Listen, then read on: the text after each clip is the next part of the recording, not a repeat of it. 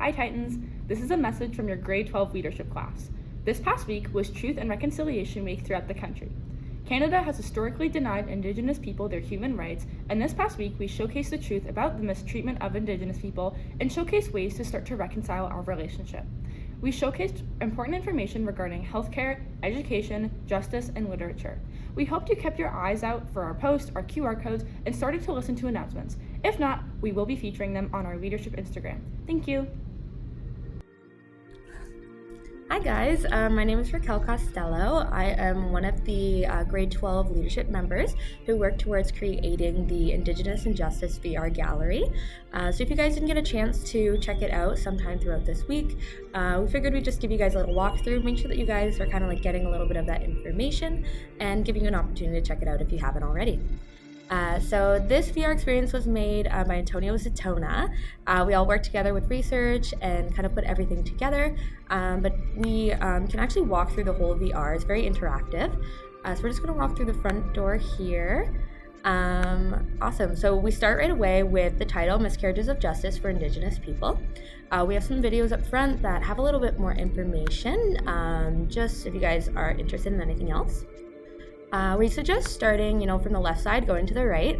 On the front here, we talk a little bit about Truth and Reconciliation Week. We talk a little bit about how it's about informing, educating, and raising awareness for past suffering of Indigenous people.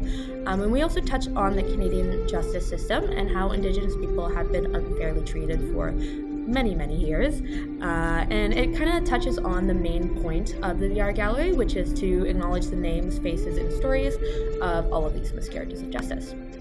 Awesome, so we can go this way. I'll show you guys a few examples of how to use this VR gallery. Over here we have Colton Bushi, which was actually a very specific case in the Canadian justice system, more because it doesn't have to do with wrongful convictions, but it actually touches on a man who was shot, and his case wasn't actually dealt with properly. The man who killed him was a white man, and they eliminated all Indigenous members out of the court system so that he was before a white jury, and biases kind of played into him being able to walk free.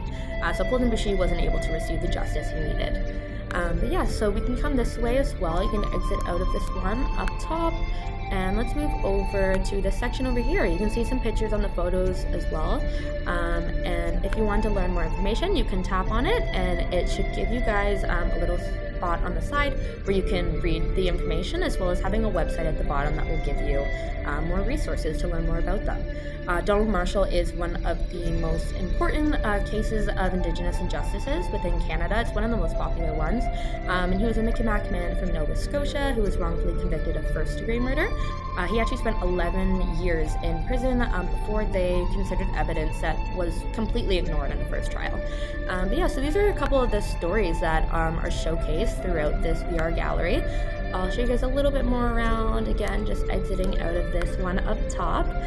We see some signs on the side that say listen, reflect, and reconcile, and some more names and faces over here as well.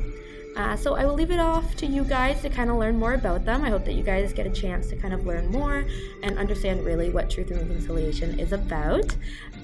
We have a little bit of a page here just to acknowledge all the names of the people who put a lot of hard work into this gallery.